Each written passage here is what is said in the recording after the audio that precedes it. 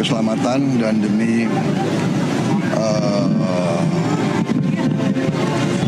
karena kita sangat penting, kita sangat perlu kereta api, dan kita harus keluarkan itu. Sekarang saatnya, sudah berapa puluh tahun tidak dilakukan, kita sekarang lakukan.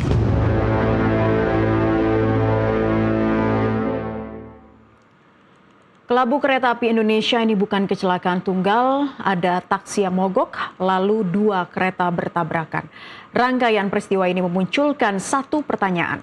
Apakah ini kecelakaan yang tidak bisa dihindari atau kegagalan sistem yang sudah ada peringatannya? Malam ini kita akan bahas bersama para ahli, ada Ketua Forum Perkeretaapian Masyarakat Transportasi Indonesia MTI, Dedi Herlambang, dan pengamat kebijakan publik Agus Pambagio. Kita juga menantikan kehadiran Ketua Komite Nasional Keselamatan Transportasi, Pak Suryanto Cahyono yang masih bertugas saat ini. Kita sapa para narasumber. Selamat malam, Pak Dedi, Pak Agus. Selamat malam. Ya, saya ingin ke Pak Dedi terlebih dahulu ini ya. Sebelum kita membahas lebih jauh mengenai dugaan ataupun ada juga potensi kegagalan sistem sinyal, pelanggaran terhadap sistem sinyal kereta, kita mau telaah dulu dari awalnya nih Pak Dedi, pemicu insiden berawal dari taksi yang mogok di perlintasan. Nah, apakah ini murni soal faktor kelalaian pada taksi atau ada kelalaian dari pengelolaan perlintasan sebidang?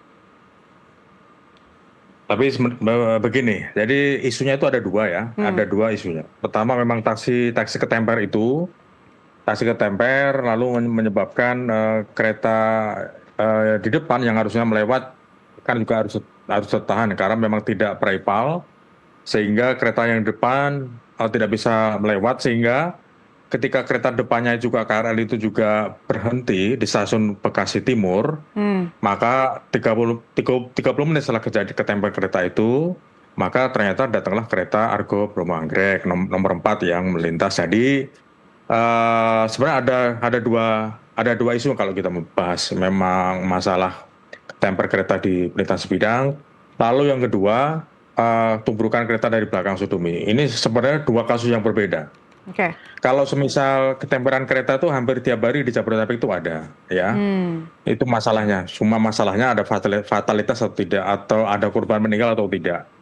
Nah, lalu yang kedua, masalah ini masalah krusial itu adalah masalah skema dari persinyalan dan dari masinis itu sendiri. Karena sinyal di sana itu sudah otomatis semua di lintas raya di Jatinegara sampai Cikarang itu semua sudah open block penuh, jadi sudah otomatis tidak ada tenaga manusia mengoperasikan sinyal di sana. Jadi ketika ada kereta lewat di belakangnya sinyal itu sudah menyala hijau, lalu kuning, lalu kalau sudah kereta menjauh sekitar 600 meter, 500 atau 600 itu sudah kembali merah. Nah kalau sudah sinyalnya itu warna merah, seharusnya kereta yang di belakangnya harusnya berhenti. Jadi nah, mengapa ada dugaan kemungkinan masinis juga lalai atau tidak melihat, atau kemungkinan juga ada ada faktor human yang lain sehingga tidak bisa melihat ada sinyal yang berubah di sana. Itu dugaan sementara ya. Sejauh KNKT nanti menyimpulkan melakukan investigasi, tapi dugaan sementara kemungkinan ya hanya kelalaian itu, kira. Ya, ada beberapa dugaan, tentunya kita masih menunggu nantinya hasilnya rilis dari KNKT seperti apa. Nanti juga kita akan tanya kepada pengamat kebijakan publik, apakah ini murni kecelakaan teknis atau memang ternyata cerminan kegagalan sistemik. Pak Agus, Pak Dedi, kami masih akan kembali dan juga pemirsa tetaplah bersama kami. NTV Prime masih akan kembali usai azan maghrib berikut ini.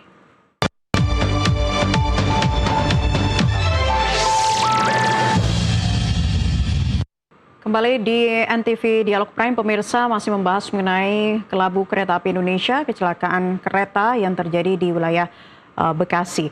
Dan sudah bersambung bersama kami Dedi Herlambang, peneliti senior Inisiasi Strategis Transportasi Instran, Pak Dedi, dan juga Pak Agus Pambagio, pengamat kebijakan publik, masih tersambung bersama kami ya.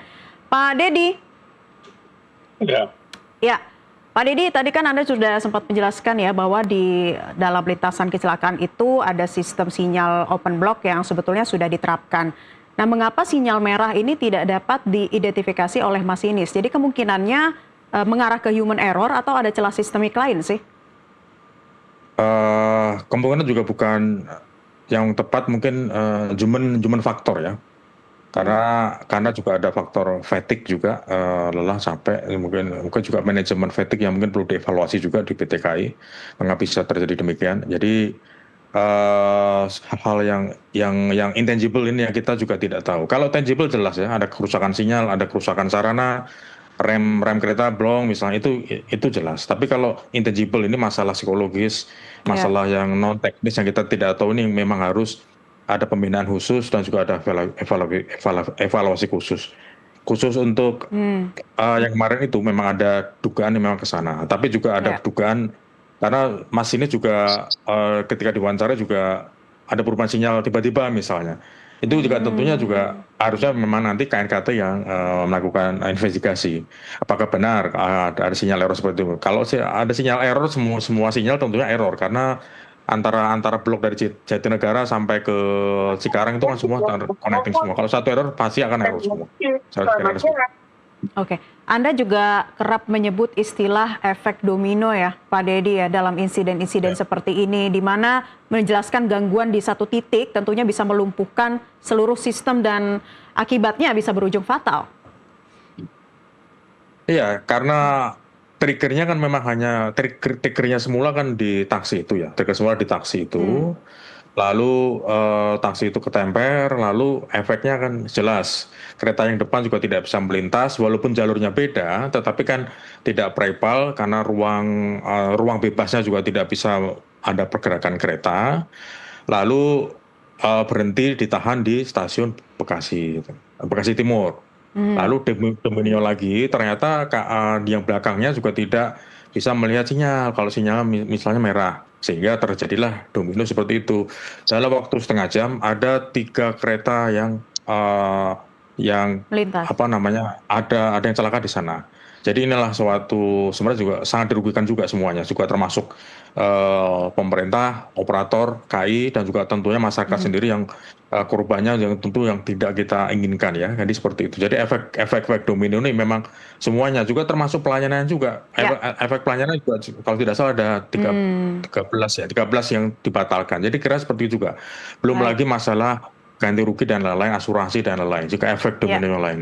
Dan ini Pak Dedi, Pak Agus, serta pemirsa, gambar yang kita saksikan saat ini adalah penyerahan jenazah ya. Ada 10 jenazah di RS Polri yang sudah berhasil diidentifikasi identitasnya. Yang semuanya adalah korban perempuan. Di sana juga ada rekan kami, Maulana Iqbal, yang tadi sudah melaporkan situasi terkini bahwa jenazah akan dilakukan serah terima ke pihak keluarga korban. Dari konvers tadi ada di posko postmortem, terkait juga nantinya akan diserahkan oleh pihak kepolisian surat kematian dari pihak rumah sakit. Kita lanjutkan, Pak Dedi, Anda juga mendesak audit menyeluruh dalam kasus kecelakaan ini atau tragedi ini. Aspek spesifik yang paling darurat untuk diaudit saat ini tuh gimana sih? Selain juga masalah persinyalan, ataukah justru mungkin perlintasan sebidangnya juga harus benar-benar menjadi evaluasi bersama? Betul. Kalau perlintasan sebidang itu memang masalah klasik ya, karena memang di sana itu memang ada istilahnya kalau bahasa saya itu memang rambu-rambunya masih hukumnya masih abu-abu. Jadi di sana ada kepentingan juga perkeretapian, ada undang-undang perkeretapian di sana, lalu juga ada undang-undang lalu lintas angkutan jalan juga ada di sana, lalu juga undang-undang jalan juga ada di sana, yang bina marga misalnya, itu juga semua di sana. Nah, ketika terjadi masalah di sana, terjadi perpotongan masalah di sana, kita sulit mengidentifikasi siapa yang paling bertanggung jawab. Kalau semua bertanggung jawab, pasti saya yakin semua bertanggung jawab. Tapi siapa yang paling bertanggung jawab, itulah yang menjadi pertanyaan kita setiap hari. Ketika terjadi masalah di bidang. Mau masalah ke kereta api juga belum tentu mau. Disalahkan kepada Kementerian Perhubungan Darat juga belum tentu mau. Kalau dihubungkan ke Bina Marga juga belum tentu mau, karena itu adalah ruang milik jalan perkeretapian misalnya. Jadi masalah ini masalah abu-abu. Makanya dari dulu kita sudah mengusulkan untuk duduk bersama, duduk bareng, minimal ada payung hukum yang lebih tinggi, lebih besar yang bisa memayungi kementerian-kementerian ini. Paling tidak minimal ada perpres yang memayungi khusus masalah perlintasan sebidang. Nah, ini sampai sekarang itu masih belum ada. Makanya kan hampir setiap hari terjadi kecelakaan di perlintasan sebidang itu di Jabodetabek itu kan sering. Makanya kita juga sangat prihatin ya, gitu. Oke, saya ingin ke Pak Agus. Pak Agus, bagaimana Anda melihat Iya. kejadian kecelakaan yang terjadi ini karena kecelakaan teknis atau memang cerminan kegagalan sistemik dari kacamata kebijakan publik? Iya, semuanya ya. Memang kan pelayanan kereta api itu pelayanan transportasi umum yang paling baik menurut saya. Setelah sempat kita bereskan rame-rame. Nah, sekarang ini kan sudah kira-kira 15 tahun yang lalu, 10 tahun yang lalu yang kita bereskan ini berjalan. Nah, tentu sekarang ini perlu dilihat. Sekali lagi saya pribadi masih menunggu penelitian dari KNKT. Artinya apa? Ya kalau dibilang sistemik mungkin tadi, karena ada 3 kereta terus terang yang terlibatkan.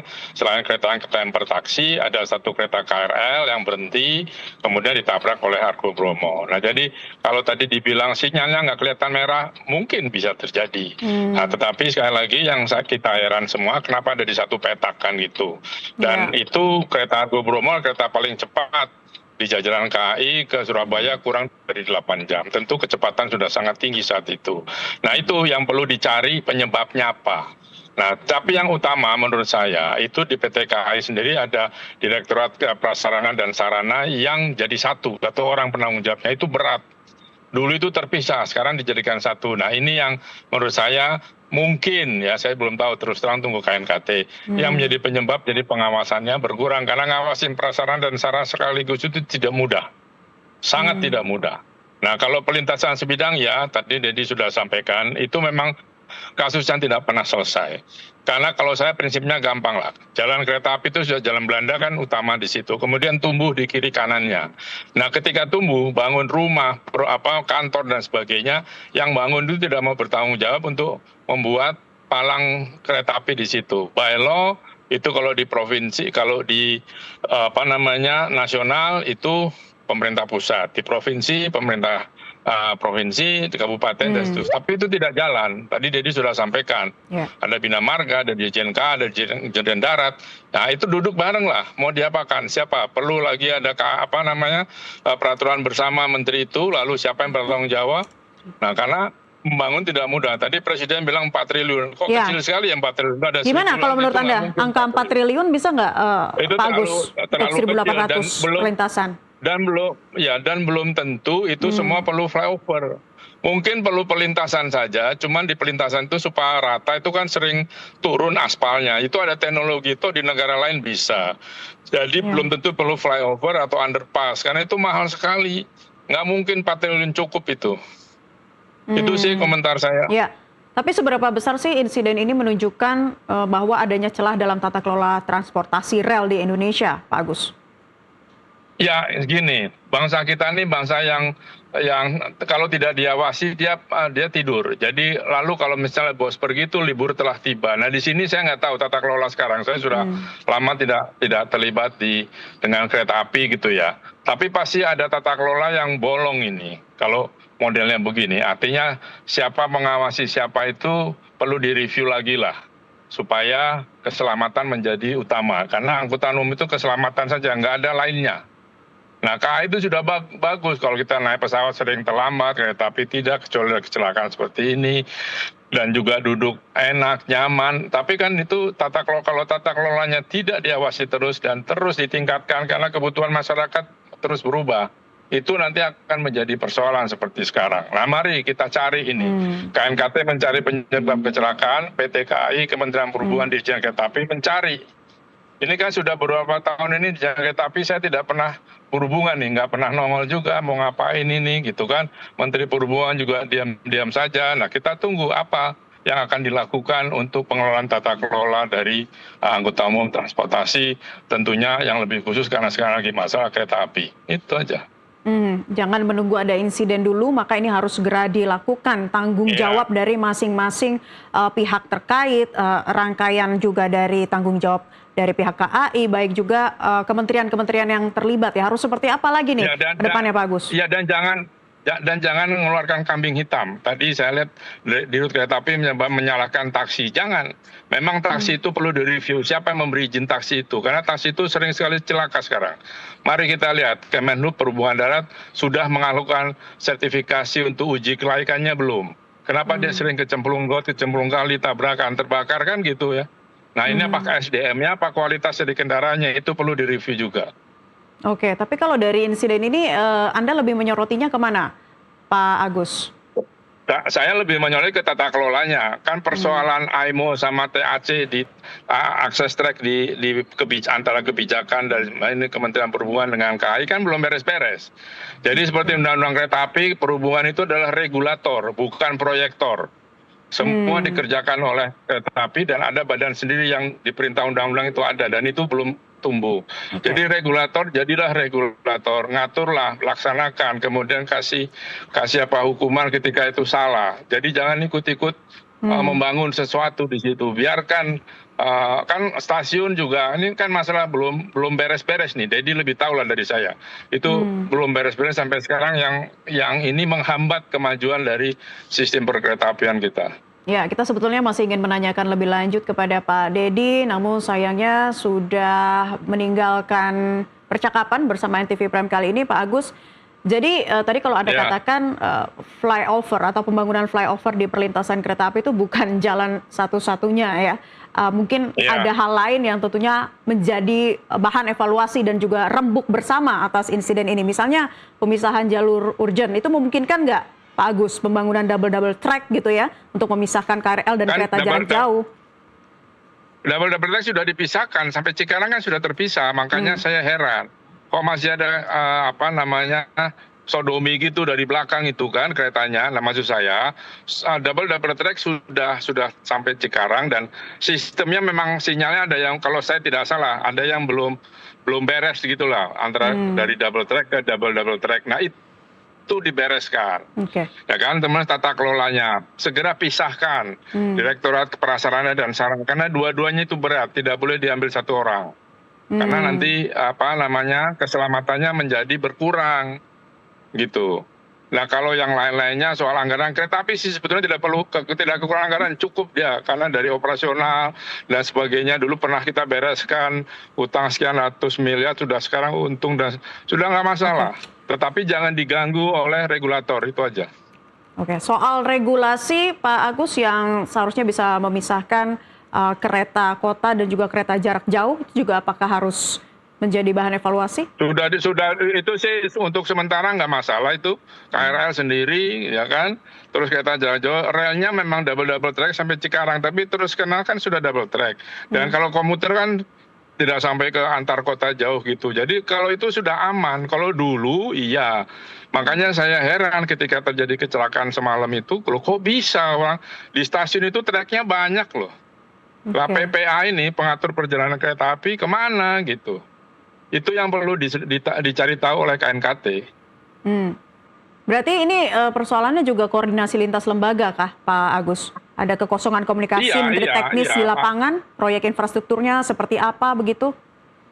Iya, pengalaman saya kalau itu ya dengan BUMN-nya, dengan regulator itu sering macam salah-salahan gitu loh. Padahal aturannya sudah jelas. Jadi kembalikan lagi peran regulator itu apa sesuai undang-undang, kembalikan lagi peran operator itu apa. Sudah lakukan. Jangan nanti regulator meminta operator bayar PNBP, terus tapi kewajibannya dari regulator tidak dijalankan. Itu terjadi di semua transportasi umum dan itu berbahaya buat keselamatan. Oke.